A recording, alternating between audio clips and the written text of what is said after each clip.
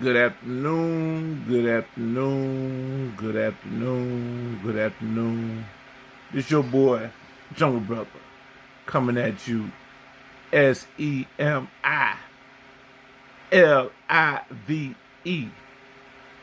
And when I'm coming at you SEMILIVE, I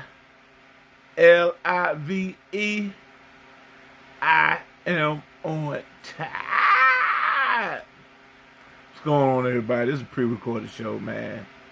I just wanted to come on here and just politic with you for a little bit. I'm waiting on my virtual interview with the VA. It's like an assessment of my mental state, because I'm dealing with PTSD and whatnot, and I was hoping they'll call me around 9 a.m. Eastern time, but here it is, 1 o'clock, man. They ain't called me. It take up my whole day. So I can't do anything. So I decided, man, funk it. Just come on over here and just holler at you folks for a little bit. And just get a few things off my mind. Didn't do any shows today, man, because I've been dealing with, it's been a medical week. Been taking care of some bariatric things and some PTS things, so I had to concentrate on my medical, so I ain't had a chance to do any shows, But it's been a long week, man. It's been a long week, man, and around the country, man, it just effed up, man. It just effed up, man. That orange dude in the White House has lost his mind, but we try to tell y'all. We try to tell y'all, man. All the folks I talked to who said, "Hey, man, I had a lot of money when the orange dude was in office." Oh yeah? How's that looking now? How's that looking now? Everybody that look like me know somebody that's going through it. Everybody that look like me don't have any positive stories about, hey man, we came up, man, we hit the lick, blah blah blah. If you did, put it in the chat. Put it in the chat. Let me know. Cause people I'm around, we hurting. We are hurting, man. And it's the reason why we're hurting. Because we are under reconstruction. Reconstruction started 2008 when President Obama came in office. And it ended January 2017 when the orange dude came in office. And what he has been doing is strip, literally and virtually everything positive that President Obama has done that a lot of y'all don't know about, because a lot of y'all don't read books, a lot of y'all don't watch C-SPAN, and a lot of y'all don't listen to the evening news, and y'all damn sure don't read no newspaper. Y'all phone is not set on the news. Y'all phone is set on Facebook, whatever, but your algorithm is slated towards sports or hip hop. Your phone not set up to get into that algorithm to know about laws, bills, like behind me. Schoolhouse Rock, I'm just a bill. A lot of y'all don't understand what the bills are. A lot of y'all don't know about the Constitution.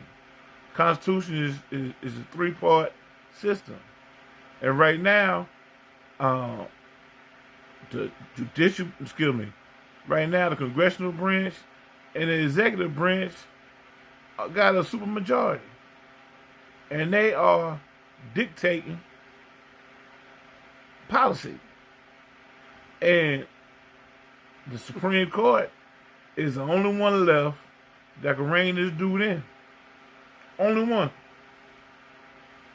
Only one. But you look at the Supreme Court, you would have the Supreme Court do a boomerang. It would take a miracle for that Supreme Court not to do what that orange dude want, because they got a majority. They don't have no 5-4 majority. They got a damn 7-2 majority. A 7-2 majority, man. Could be 6-3, depending on the subject, because one of them is a Bush holdover. One of them is a Bush holdover. But this orange dude, he's trying to do things he's not allowed to do legally, like National Guard. The National Guard belongs to the governor.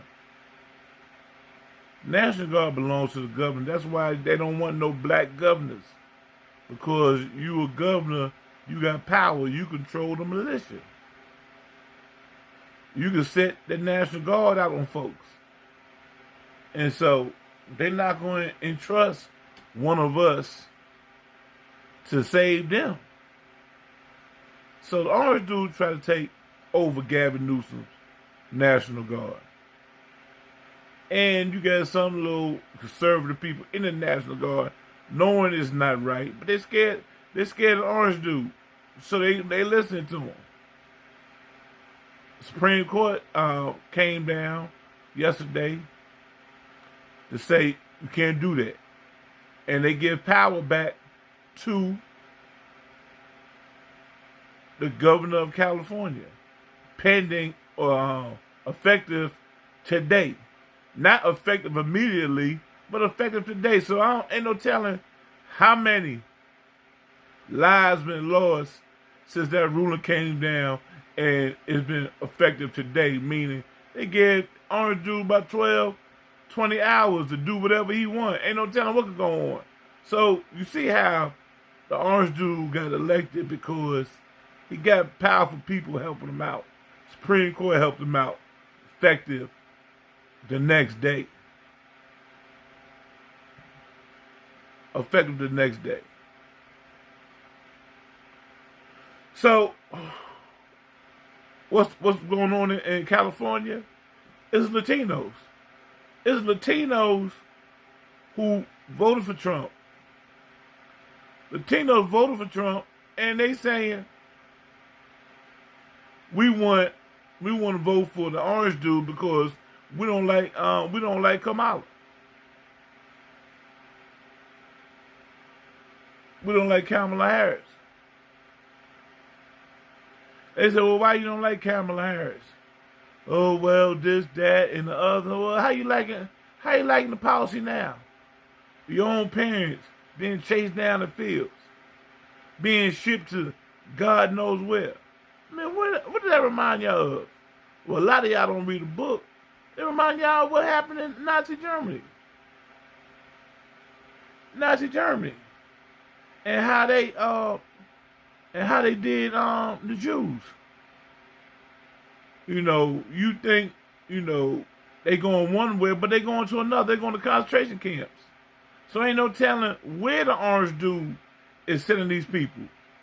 He could be sending them to an organ factory, taking their organs. And you won't hear nothing about them, because guess what? You don't have the news reporting where they're at. Got 60 Minutes in his pocket. Anderson Cooper, CNN, they not going to go searching for these people. They not. They will not.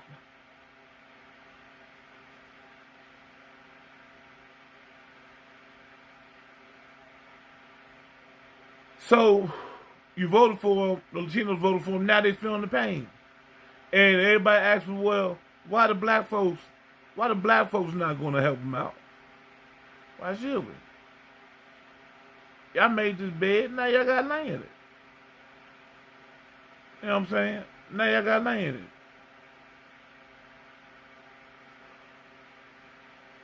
Sports is pretty much unwatchable. Even though I want Indiana to win because you peel the onion back. Indiana got two players I like.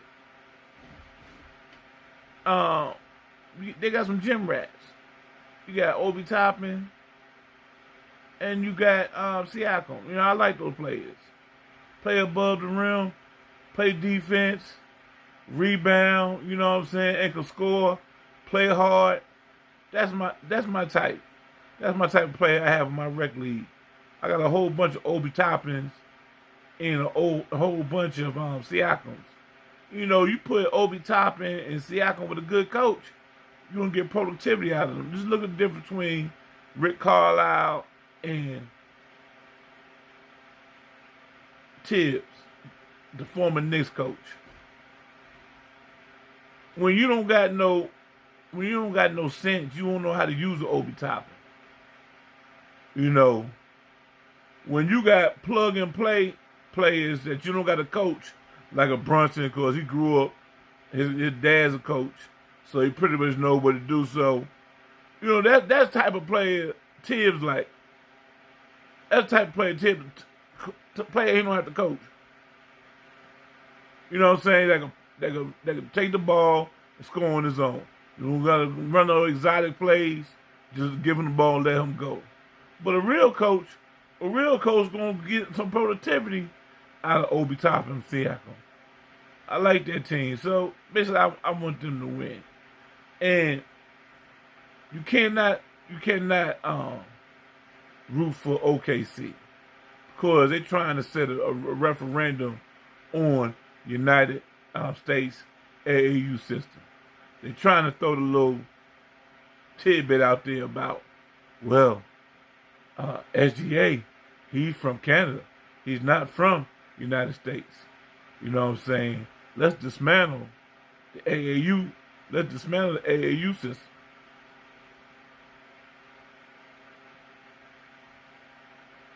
AAU system, you got players like Darius Miles, Josh Smith, you know, Stephon Marbury, Carmelo Anthony, what's the boy name? He played for Cleveland. Was supposed to go to North Carolina. You got players like that. They trying to run out of the league. They trying to bring these foreign players in the league. And they trying to say, look at SGA, he's MVP. Look at Joker, he's MVP. They not from the United States. Can't let that happen. You know what I'm saying? You know, you can't let that happen because there's United States talent in the NBA that's balling. You know what I'm saying? H-Rap, he did a show the other day, and he was pretty much down on the AAU. And I'm for the AAU. And I want the AAU to thrive. Want to know why I want the AAU to thrive? Because there's a lot of coaches that look like me are dealing with the amateurs. You know what I'm saying? Because once you get in the pro, it's all politics. It's all corporate. You know, there's too much money in the pros for them to let black coaches have their way over the kids because there's a lot of money involved. But AAUs, the money ain't like that. It's some money, but there's a lot of black coaches. You know what I'm saying? And the media don't want to give AAU the right because they don't have no control. There's too many people that look like me in control of the AAU's amateur status. I saw playmaker Michael Irvin the other day. He was dealing with high school kids. All 90% of former NFL players, they don't go to college football and become coaches. You know what I'm saying? They come to the high school. They come to the Pee-wee football. That's where all the coaches at. That's where you get people like that look like me in the coaching. We need to support them. We need to fund them. And AAUs, you know, that, you know, is away from high school basketball. High school basketball, they can manipulate high school basketball, you know, by gerrymandering the districts. saying they'll put a black 95% black county. They'll gerrymander that to merge with a white county. You know what I'm saying? So instead of having all these black schools, you have a little bit of black schools. Okay, what they do is you get a ginormous black school. They'll break it up and send 1/3 of that black school to this part of the white neighborhood, other third to another part, the other third to. I seen it in Charlotte.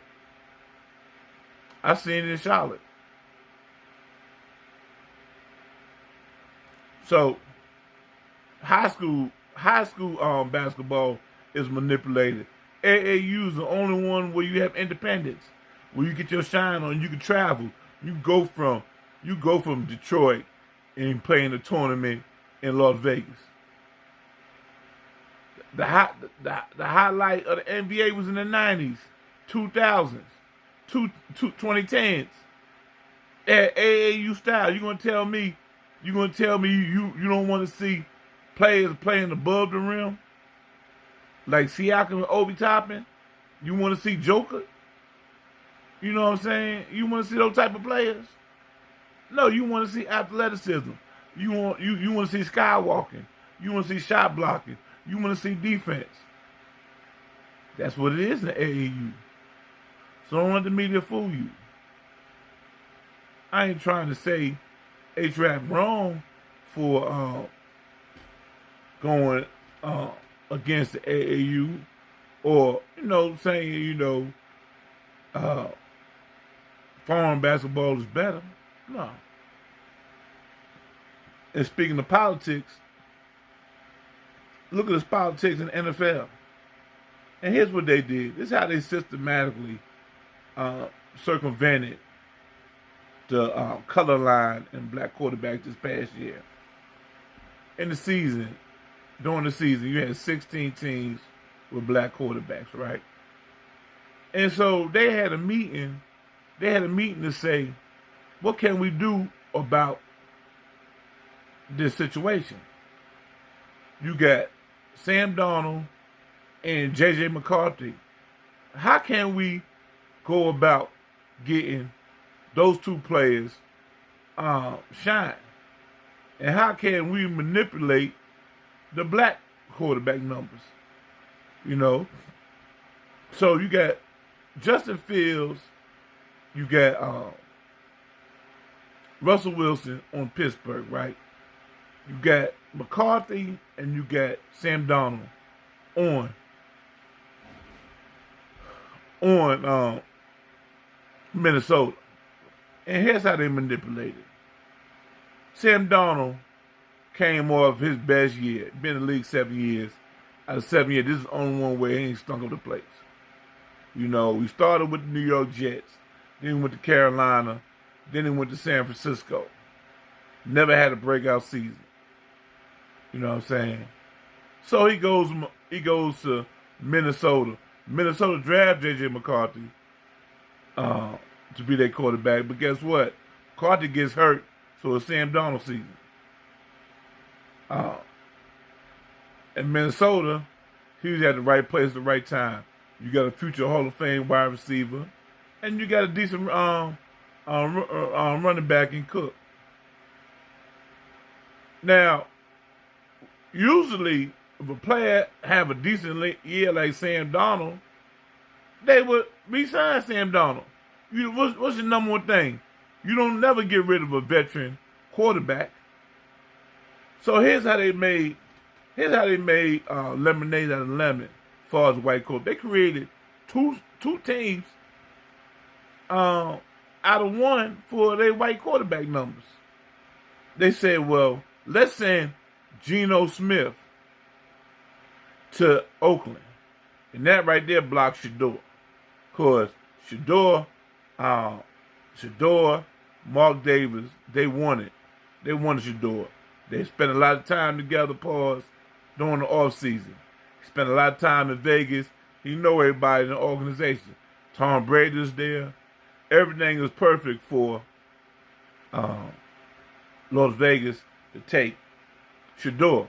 But then there's two things happen. Pete Carroll hires old boy from Ohio State to be their offensive coordinator. I'm drawing a blank. What's that joker name, man? He's a clown. Used to be the Philadelphia Eagles head coach. Used to be Chip Kelly. That clown leaves UCLA to go be Ohio State offensive coordinator. Blocks Ed Nolan. Don't give Ed Nolan no playing time. Forcing a red shirt. So out of 1 year, after winning the national championship, this man decided, well, I want to come to Las Vegas. I want to come to the pros. And he's a Vegas offensive coordinator. You know him and Shador ain't gonna get along. Coach Prime, good friend with Deshaun Jackson. You saw what Chip Kelly did to Deshaun Jackson. So his name is Mud in Santa's household. So that right, and then so first thing they do is they get a deal for Geno Smith, blocking Shador to Vegas. Okay? So out of nowhere, now, why would Seattle get rid of Geno Smith, who had solid numbers, who had solid years in Seattle? Why would they get rid of him to get Sam Darnold? This is the league pulling strings. It's a league pulling strings. Sam Darnold come to Seattle. So now you got J.J. McCarthy in Minnesota. You got Sam Darnold in Seattle. Both projected to start. Okay, Russell Wilson. They sent Russell Wilson to New York Giants, blocking Shador. Blocking Shador. Why? Why New York? Why get Russell Wilson? Why you just want to leave Russell Wilson to Pittsburgh with Tomlin? Because they manipulating the numbers. They wanted to get rid of Russell Wilson so he could go block Shador in New York. Then here you go, Cleveland. Jameis Winston, a free agent. They actually signed Jameis Winston before they signed Russell Wilson. The league pulling these numbers. The league pulling these moves, man. You cannot tell me there's no collusion to block Shador. You can't tell me. Because these moves don't make sense. Giants got third pick. They can take Shador, right? But no, you take Russell Wilson, you take Jameis from Cleveland, then you take Russell.